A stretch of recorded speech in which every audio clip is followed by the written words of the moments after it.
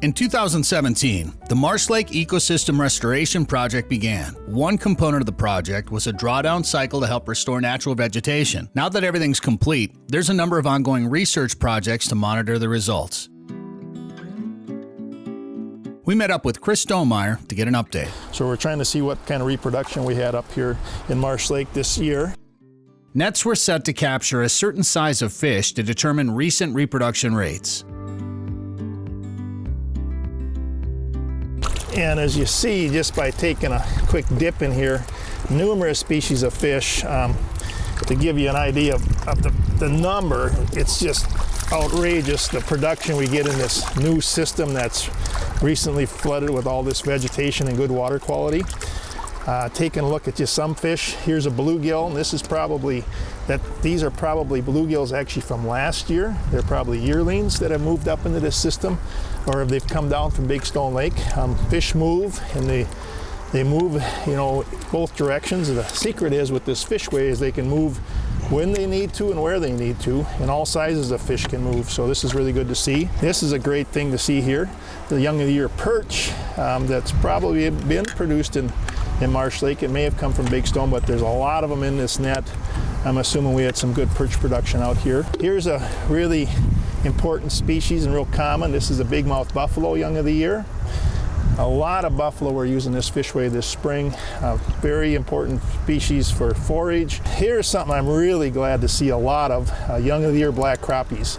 So these fish, we haven't been seeing quite as many young as I'd hoped in Lac qui Parle the last few years.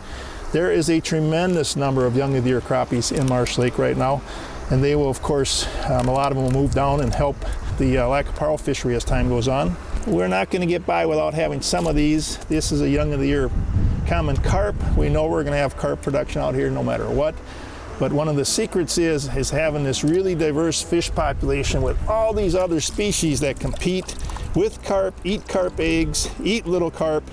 As you can see, years ago, this probably would be mostly carp in my hands before this project was completed. Now we've got all these other species out here doing well, and they're going to help keep carp numbers down. The goal was that the new vegetation would help improve more than just fish populations in Marsh Lake.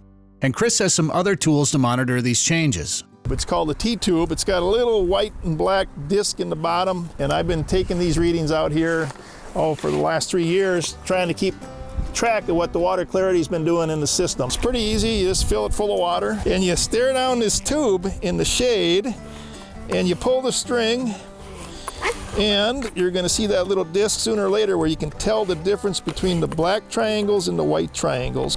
And when you get that spot, you want to get it locked in. This clarity's pretty good today, and I'd say right about there. So then you just take a reading. This is in centimeters, so we got about 75 centimeters of water clarity. During the bad years, the typical water readings out here were about anywhere from, I'd say, 5 to 10 centimeters only. It was like chocolate milk. So right now, when we're seeing something at 75 centimeters, this is really good, really nice water clarity. And you can't forget about the little guys. So this little net is designed just to catch real little fish. Everybody likes big fish, but this is where it all starts. All these little fish are the food for everything else out there. Some of these are little bluegills. There's some little darters in here, as you can see, and there's some little shiners in there. I think that one is a little emerald shiner, or 2 of them. So these are the little fish that are swimming around eating the zooplankton. Everything really starts with the zooplankton feeding these fish. The zooplankton eat the microscopic algae. So the water clarity is important because they have a lot of zooplankton.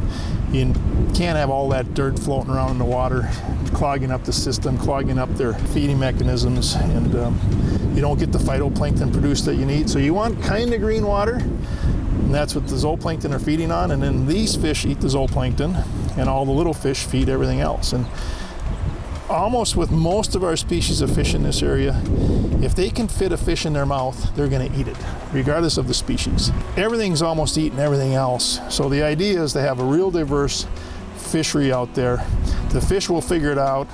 They'll do just fine. They'll produce high numbers given the habitat conditions of whatever is most suited for that habitat. So good habitat, good numbers of fish and ultimately good fishing. That's really the whole story, and that's what the whole Marsh Lake, project was about when we started talking about the fishery out here. So looking back now on where we're at from when the project was completed, how would you grade it? Nature last year gave us perfect conditions for a drawdown, had tremendous vegetation response the last 2 years.